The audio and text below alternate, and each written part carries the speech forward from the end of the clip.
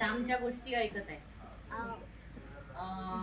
गावात आपल्या एक म्हण आहे, म्हण म्हटल्यापेक्षा एक अंधश्रद्धा पसरलेली आहे की अमावस्येच्या दिवशी भूत येतात. म्हणतात ना, म्हणजे अमावस्या आहे, जाऊ नका बाहेर, अंधारात फिरू नका, शेतात जाऊ नका, असं म्हणतात ना.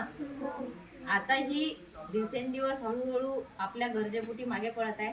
आता शेतात जातात लोक, पाणी द्यायला जातात. पण आधीच्या काळात या गोष्टीला खूप मानत होते की अमावस्येच्या दिवशी रात्री भूत येतात, दैत्य येतात, राक्षस येतात, बाहेर पडू नये.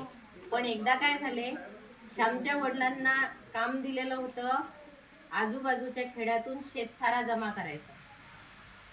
मग त्यांच्या गावाच्या बाजूलाच वडवली नावाचं गाव होतं, थोडं अंतरावर होतं आणि मध्ये एक जंगल लागत होतं.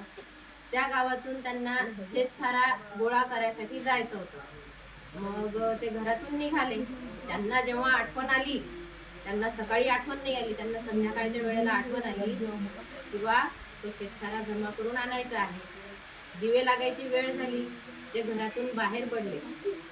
बाहेर पडतानाच श्यामच्या आईने त्यांना टोकलं थोडंसं, किंवा उद्या अमावस्या आहे, तुम्ही आज रात्रीचे जाल, उद्या दिवसभर तिथे थांबाल, रात्रीचे परत याल, परत यायला रात्र होईल आणि उद्याची रात्र आहे अमावस्येची. तुम्ही 2 दिवसांनी गेले तर नाही चालणार का? आज जाऊ नका. त्या श्यामच्या आईचा आवाज ऐकून श्यामची आजी पण म्हणाली, नको रे बाबा, आज नको जाऊ, अमावस्येची रात्र भयानक आहे, दैत्य राक्षसांचा काही भरोसा नाही, तू आमचा पोर, आमच्या जीवाला घोर लावू नको, म्हणजे तू जर गेला तर आम्हाला तुझी काळजी वाटेल. पण श्यामच्या वडिलांनी काही कोणाचं ऐकलं नाही. ते सोबत एक गडी घेऊन दोघे जण निघाले. जाताना जंगल लागलं, सगळीकडे अंधार होता. ते झप चालत रस्ता त्यांचा पाठ झालेला होता, कारण की ते तिथं नेहमी जायचे. गेले, दुसऱ्या दिवशी सकाळी त्या गावाला पोहोचले. दिवसभर त्यांनी त्यांची तिथं कामं केले म्हणजे काय केलं, शेतसारा गोळा केला, सगळ्यांशी बोलून झालं. काही जणांनी दिला, काही जणांनी म्हटलं किंवा आमच्याजवळ पैसे नाही आहेत,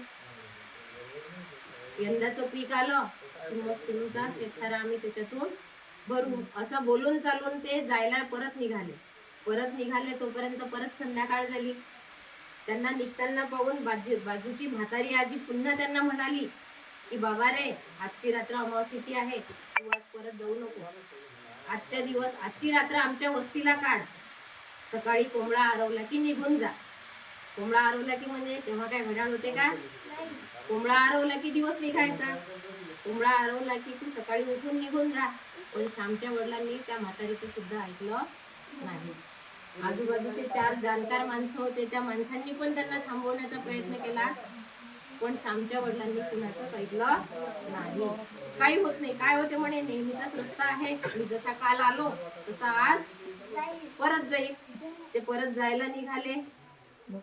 थोडं अंतर चालले, तिथून एक झरा वाहत होता. जंगल, दाट झाड आणि किर्र अंधार पडलेला. त्या झऱ्याचा आवाज खळखळ पाण्याचा यायला लागला. तो गडी घाबरला.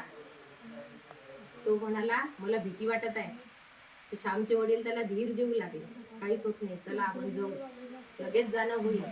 पण आता तिथं झरा असल्यामुळे कधी कधी काय व्हायचं, जंगलातले जनावर पाणी पिण्यासाठी तिथं यायचे.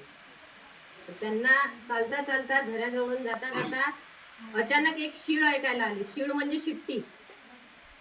शिट्टी ऐकायला आल्याबरोबर ते थोडेसे दचकले. त्यांना थोडंसं काहीतरी जाणवलं की कोणीतरी येत आहे, कोणाची तरी चाहूल लागत आहे. तोच त्यांच्या समोर 3 जण, अकराड म्हणजे जाडजूड दिसणारे, तोंडाला काळं फासलेले, हातात काही भाले काही काड्या घेऊन होते, एकदम अचानक येऊन समोर उभे राहिले. एक समोर, एकीकडनी आणि लगेच त्यांनी